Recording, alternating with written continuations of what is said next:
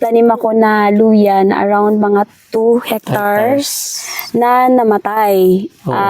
May infection. Namatay siya prematurely. So, yun, ginaid niyo ako paano siya i-manage.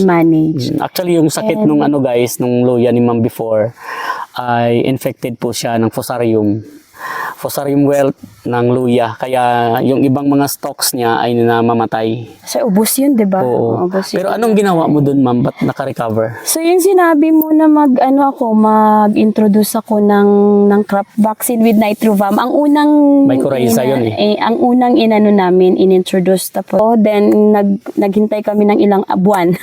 Actually, buwan. Tapos, na nag-sprout siya, sabi ko, nabuhay. So, nag-spray kami ulit.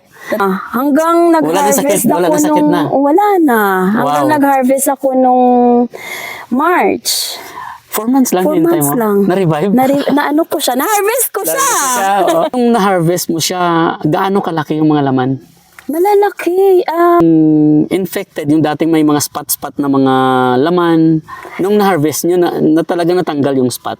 O kasi malinis na yung malinis na siya. Na nakuha namin. Magkano ang nagain mo doon? Hindi mo pagsilip. Magkano estimate? More than 3. Wow! Sa 2 hectares, kaya pala ng luya mag-harvest ng 3M pag maganda presyo. Yeah, oo. Galing, no? Oo. Experience namin first hand kung ano yung effect ng crop vaccine.